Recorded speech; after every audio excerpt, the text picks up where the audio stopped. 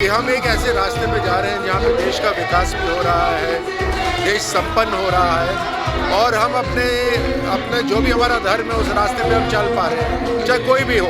धर्म हमेशा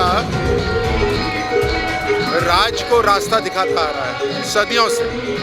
धर्म के रास्ते पे ही राजा महाराजा चलते थे पहले और तभी राम राज्य स्थापित होता था। राजनीति और धर्म को अलग अलग रखना चाहिए। ये बात भी सही है कि धर्म के आड़ में अगर राजनीति हो रही है उसको कोई स्वीकार नहीं करेगा। भावनात्मक मुद्दों की आड़ में राजनीतिक वोट लेना ये भाजपा की परंपरा रही है।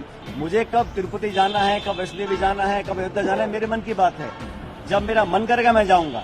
लेकिन इस प्रकार का जो पोलिटिसाइजेशन हो रहा है उसको कांग्रेस पार्टी ने गलत माना है। राम राज्य स्थापित हो रहा है, खुशियां लोगों के घर में आ रही हैं। सबसे पहले मन की खुशी होनी चाहिए और ये जो आज पूरे भारत में दिखाई दे रहा है वो मन की खुशी है, पूरे भारत में खुशी है कि हम एक ऐसे रास्ते पे जा रहे हैं जहाँ पे देश का विकास भी हो रहा है, देश संपन्न हो रहा है और हम अपने जो भी हमारा धर्म है उस रास्ते पे हम चल पा रहे हैं, चाहे कोई भी हो। हर तरह से सब साथ चल पा रहे हैं। दुनिया में हमारा नाम हो रहा है, हमारे बच्चों को आगे बढ़ने का अवसर मिल रहा है। इसी को राम राज्य बोलते हैं। 500 वर्षों का इंतजार है वो पूर्ण होने वाला है और राजस्थान के कोने कोने में रामलला को खुश करने की कोशिश है वो की जा रही है। आज यहाँ पे हनुमान चालीसा का पाठ है, यहाँ पे किया जाएगा। तो वहाँ पर इंडिया गठबंधन है, उनके भी कई नेता कहते हुए नजर आ रहे हैं कि मंदिर पर राजनीति नहीं करनी है। तो ये सनातन हिंदू वर्ष के लिए खुशी का पर्व है। देखिए, धर्म हमेशा राज को रास्ता दिखाता आ रहा है सदियों से।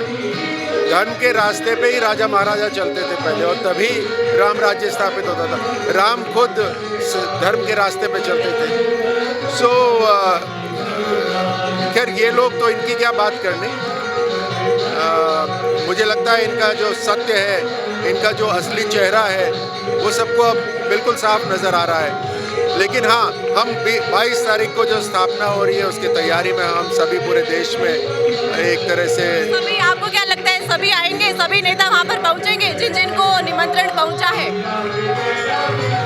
देखिए, मुझे लगता है कि हर वो व्यक्ति जिसके मन में भगवान राम है वो वहाँ है। देखिए, इस पर कांग्रेस पार्टी का स्पष्ट एक स्टेटमेंट कल आ गया है और मैं हमेशा इस बात को कहता आया हूँ कि राजनीति और धर्म को अलग अलग रखना चाहिए।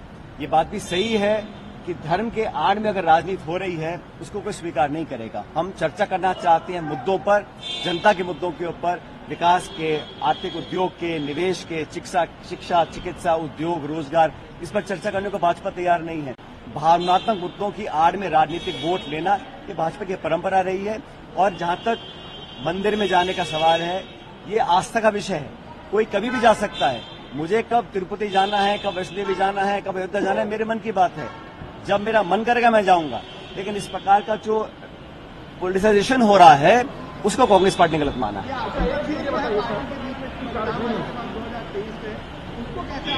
दोबारा बोलिए।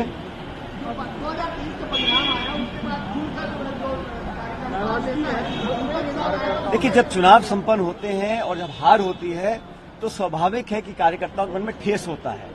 सभी कार्यकर्ता नेता चाहते सरकार बने, अब नहीं बन पाई है तो कहीं थोड़ा बहुत मनमुटाव होता है। लेकिन प्रदेश अध्यक्ष जी ने, हमारे नेता प्रतिपक्ष ने सबसे चर्चाएं करी हैं। अब सारी बातें बुलाकर हमें आगे की ओर देखना है। अब लक्ष्य ये है कि देश में कांग्रेस और इंडिया अलायंस कैसे मजबूत होगा।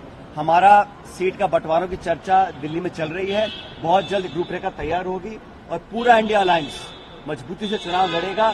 और जहां जिस स्टेट में, जैसे कांग्रेस, यहाँ द्विपक्षीय दल है भाजपा कांग्रेस, तो हम लोग छत्तीसगढ़ में सब सीटें जीतने का कोशिश करने वाले हैं और पूरी इंडिया अलायंस एकजुटता से चुनाव लड़ेगी और 24 के चुनाव में इंडिया अलायंस सरकार बनाएगी।